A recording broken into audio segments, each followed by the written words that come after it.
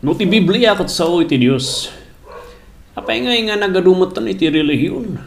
Agsasabali pa iti agkukontra pa iti sursuro da. Ni Biblia matlamot di basbasaan da. Apay nga di unak man usaw ti Dios di nga mangitad ti ornos. Karo hindi nga nagulo. Dagiti takusasyon iti han nga mamati iti Biblia nga isu iti sao ti Dios. Deta takusasyon dagiti tattao nga ada ti dadu mga libro malaksid iti Biblia nga pagbatbatayan na iti pamati na. Dagiti daduma iti Islam, ti daduma man dagiti pagano. Ngay kumparada nga pipyapay da kami. Naurunos kami no da kayo. Nga na din may ti Biblia diti ili. Nagado ti reliyon.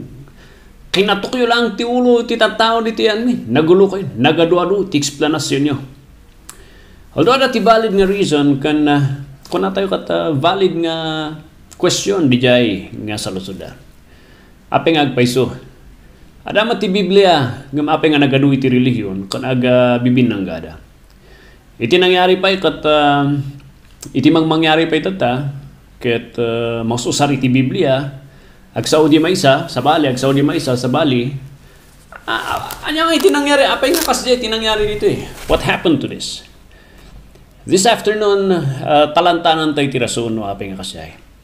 Under iti catechism, iti Bible, we need to clarify and understand the reason why and what causes iti kastoy nga Biblia mat iti dadalan.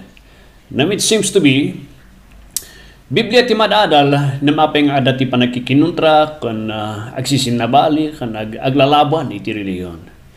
Ngano da dumakat mauyaw dagiti Kristiano gapusta kunada naggulo kayo, pipyapay di chimpung awan dayta, tanaurnos kami. Mauyaw da biman. What led iti ko na tayong hanga pa nakikinawat? Umuna, ti may isang rason dito kat iti demonyo. It has always the method iti diablo nga balibaliktadan iti sao ti Dios. Agrugi pa lang di gardin iti Eden, kunanan kini Eva, apayin baga ni Apo Diyos. Haan, mabalin nga kanan nyo. Tirason no apay nga nga kayat. Agbalin kayo gamin nga kasla kanya nga Diyos. There is a twisting namang mangyari. That's why iti 1 John, it has been mentioned nga kuna nga tistingan nyo amin nga espiritu, amin nga mga kasaba, no isudak at naiturayan ti espiritu. Kasapno nga isudak at naiturayan iti Santo Espiritu. Babaan iti kaskasabada, tistingan nyo no aday ti sao, iti Apo, iti bagbagada. Tanagado ti manginagnagan tata, nga isudak at pasur, iti Apo, agarami da pa iti milagro, agarami da pa iti kaskasdaw, and makapakonvince. Nalain nga nagmay iti karismada, and yet, iti sursuro dapat awan gayam iti sao ti Diyos. No wonder, the 1 John chapter 4, makitaan tayo di jay, kat it has been written, the 1 John chapter 4, na kunan tayo, hanyo nga patyan amin nga espiritu, referring karagiti mga kasabamat lang, but try the spirits whether they are of God, because many false prophets are gone out into the world. So dahiti may isang warning, duragiti palusong adipon iti diablo nga mga lalilaw. May isang arason pa'y, no apay nga ako na tayo nga, ada dagi sabasabaling explanasyon, malaksid iti panagtrabaho iti diablo, panang twist na iti sao iti Apo. Ngay kat, di kunata kat, gemistik nga proseso iti panag-adal iti sao iti Diyos. Everybody can quote iti Bible tatanga chimpo. Ure no kita nyo di Facebook, ure dagi hanga mamati kat, ag-i-post na pa yan iti verses ti Bible. Dagi jay hamo ekspektada nga tattao nga ko niya dapat ti verse nga maipakita da. Nagbalin nga familiar iti Bible iti chimpu iti panawan tayo. But in the study iti panagadal iti sao ti Apo, masapul nga amon tayo nga ada iti usto nga proseso iti panagadal iti sao ti Dios. Dahito iti may kadwa nga rason no apay nga ko natin nga may samot dito nga Biblia. Isumot lang tet adalan dati na dumang nga grupo. Na mapay nga agkukontra kayo. Because there is a problem di ko natayo nga yung proseso iti panang eksplikar iti sa ti Dios. Haan nga basta-basta iti panang eksplikar iti sa ti Dios. Ada ti usto nga proseso na. Han nga mabalin nga gapustan na lang kalangag saon kat mabalinan iso nang tagtakder iso nang tagkasaban no Sunday iso nang tag Sunday school iso nang tag agito ti mensahe. Haan nga mabalin diay. There is a proper way of interpreting the scripture nga masapul nga adalan tayo. And dito'y kung nadagit agad adal, we call this one the hermeneutics. It is the process of properly di ko natin nga usto nga proseso nga panang adal usto nga proseso nga panang discovery ti kapapanan na dito nga bersikulo according the intention ni Apo Dios Santo Espiritu no apay nga inusan na dagiti writers na nga insurat dagiyay. Iso nga nung makita yung kat verse matlang trying kitkitat dagiti daduman. Apo, when it comes dagiti debates iti dadumang nga grupo kat adapi man di bersikulo. May kaibon lang na tinagano nga bersikulo nga nukas jay lang iti panang-eksplikar iti Bible adu iti bersikulo nga ma-out of context. Haan nga mabalin nga kunam nga in-quote mo lang di verse nga kat mabalin masapul kalkalam ti kapapanan na diya. Iso nga dahito iti usto ada dagay isto. Basic man lang ikastatay tapnuhat ti nga may awan. Umuna, in the proper explanation iti scripture, masapul nga dumawat tayo iti sirib iti Diyos. Admitaron tayo, admitaron, han mo kaya nga maawatan di ay, uray ti panagdungan ti binsay, ti bukod mo, han mo maawatan di ti bukod mo. Admitaron ti limitasyon iti kapanunutam, kanlaing kan sirib mo, nga han mo nga kaya nga mang-awat dita in your own. Dito mo na. Magpas nga admitaron di, ang ibagam isang wanan iti Diyos, sumaronon, mapankan iti ko na tayong di bersikulo. Basa-basam di bersikulo nga di ay, ada-adalam, ulit-ulitam, kitaam di chapter nga di ay, anya ti kapapanan na di ay, dagay sentence construction na, so nga dito nga may apply di English nga subjects tayo. Makatulong mat di ay. Never nga inikak ti importansya di subject nga English, ti favorite nga subject ko ini kat PE. Dihay ti kakat ko subject, and later on I came nga nabanor gayam at iti subject nga English. Gapusta iti usto nga proseso ti panang-eksplikar makatulong iti English na iti grammar nga dagitoy makatulong daw unay iti panang-eksplikar iti sa ti Dios. Malpas nga basa-basaam kita may construction na mapankan niya konteksto. Apay anya iti rason no apay nga naisurat diay. While reading manung nga daras nga basaam apan kan ti konteksto. Tapno mununod di panagtultuloy mga panagbasa-basa, apang kanji konteksto dati ti mapupukot ta. You can just quote a verse and that's it. But the proper explanation iti maysa nga verse kat kakaro nga ma-preserve di truth na no kalkalam kanamo ti konteksto na. Sino tinagsurat dito eh? Sino isuna? Anya ti rason no apay nga naisurat di libro iti Matthew, Mark, Luke, and John. Ada iti rason. Ada paparehas mo ti istorya na diya. Na mapay nga, apay kasla na ulit-ulit. Redundant mo ti kastant pa nakasurat na diya. Haan nga redundant niya. Ada ti purpose na there is a specific intention no apay nga naisurat di Matthew, Mark, Luke, and John. Ti Matthew na ipresentar diya, na isurat diya to present nga ni Jesus Christ that He is a qualified king. Because iti audience na diay kat Hudyo nga handang akseptaran nga ni Kristo kat awan tilimiana nga ari and he is not qualified to be king. Pagdaano ni John, he was presented as God, equal with God the Father. So iti intention na diay book iti John kat it is to present nga ni Kristo kat Dios. Isu nga diay iti agtaytayakan iti istorya. Luke, Mark, as a servant, not only that he is God, but he is also a servant nga inmay nga nagserbi iti tattao nga asidog isuna iti persona. Dagitoy iti cases anya ti rason no apay nga naisurat. Sino tinaos ng surat dijay? What is the purpose no apay nga insurat na dijay? Pangamuak ngay pastor di jay, awan mat di Bible ko di ay, dahito iti rumuaran iti komentaris. Dahito iti rumuaran iti study Bibles, nga ada iti proper resources.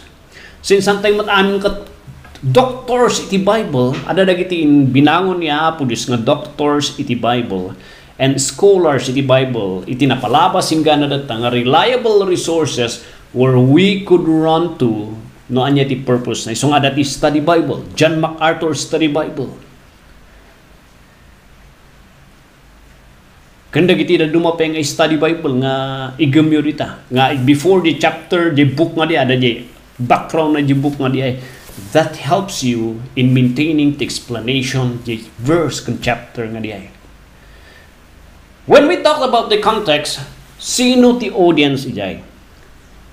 Jay audience iti Matthew sabali, the audience ti John sabali, the audience ti Mark, the audience iti Luke agsasabali. Uray the audience the Corinthians, every letter the Bible nga naisurat kat ada ti specific nga audience dapat ada iti problema kan sitwasyon no apay nga naisurat and mas hapol nga amuom di sitwasyon kan problema nga diay. Iso nga rumbar dito nga kalkalom di chapter, apa niya mangyari di chapter nga rito before nga explain mo di verse, amom di chapter, apa niya timang mangyari, tapno hanggang may awan. Because trying to read the verse alone, di one verse lang nga di ay, kat kunam i-explain mo ti explanation, although usto ti explanation mo, namhan nga iso ti bagbaga na di chapter nga di ay, it's a different one. And still, that is unfaithfulness iti proper explanation and handling the scripture. Sumaruno, you need also to have a grasp, masapol adang kamot iti basit nga knowledge iti Greek, ken Hebrew, ken Aramaic. Pastor, hangko amo diya, awan diya. Yamanan tayo, tada dagiti software or application nga mangitud kada tayo. Tano agtartaray ka nga dagos kat jay Webster Dictionary, kitaan jay firstborn ko na nakat iso ti first nga anak. But trying di kitaan di Bible Dictionary and the original nga panakaisurat na di Greek and Hebrew, it implies the definition of the firstborn kat sabali the definition ni Mr. Webster. Kini Mr. Webster, it implies first nga anak. Kay original di Greek nga di ay, it implies when you say son of God, firstborn of God, it implies equality with God the Father. So, ada ti diferensya na. So, ti pinaka the best nga tarayan nyo in the explanation na iti words is haan nga di dictionary. Some words, kita nyo di Bible di Webster, but first nga tarayan nyo, kat di jay Strongs, di jay Thayer's, the Bible Dictionary, and application, the e-sword, my sword, nga application, where ada dagi Bible nga ada dagi number da nga to nga mabala nga kita ang tiket ng asawan di Greek ipakita na ti Greek at kasi tiket ng asawan di jay. That helps you in the interpretation it is scripture. Iso nga hang sinsinan di jay panang explicar. Kung ada ti pastor ti bintahin na lang piman ti pastor kat katay na lang piman nagkamali kayo. Talaga mo't nagkamuti ka nga agadal ka. Narigat mo't nagpanunot. Narigat mo't nga agtugo ka tang ahagban panunutan gana maturog gana bumango pan panunutom di sa uti apo no iti kapapananapay di jay. Sabali di man ng chimpu nga i-deliver mo ti sa uti apo. Sabali man di jay. So nga sinsinan iti trabaho ti pastor. Nadagsen di jay. Mistake nga inbagana. Dakkel nga kamali nga inbagana. Ay, he is accountable ti inbagana. Dakkel ti ukumi. Nagkaskasaba. So, context is very important. May sapay, when we talk about the context, the culture. What is the culture ini? Kasi yung kunakmanan tata, the firstborn, hindi kultura tayo, sabali, umuna nga anak. The kultura ti Hudyo, ag sabali. Know the culture before. Apay niya ti kultura ini, kultura iti tattao ini. Anya ti rason, apay nga kasi timbagana. Is there a reason nga di culture kwakat kasjay? Ada tinanya tidak duma nga ibagbagana iti chimpu dagiti Hudyo kundi iti kwa nya ti sitwasyon idi apay nga kasi tinangyari. So you need to discover the Sumaruno may sapay Iti dadu mga scripture, ada kaditi dadu mga verse iti scripture nga mang explain pa nga nalalawag dito. So ada di cross-reference nga kuna tayo. Dahil iti may isang proseso nga kuna tayo nga narigat mo, kita ang iti sa tiapo, no? Anya dagi dadu mapay nga mang explain.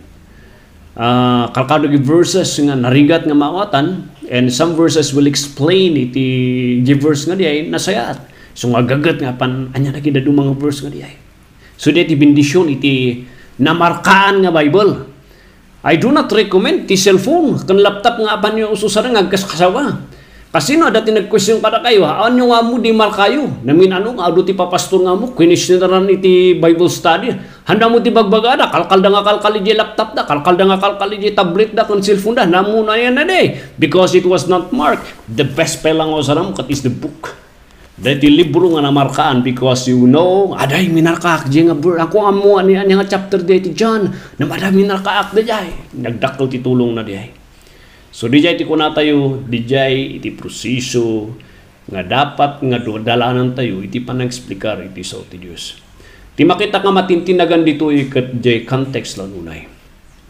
Everybody can talk about one verse. Everybody, sanga pulong nga tao, explain da. Ayaw, agsasabali na tat explanation da, no basa ang timay sanga verse. But there's only one meaning of that verse, and you will only find that meaning of that nga verse according to the context na di verse nga diay.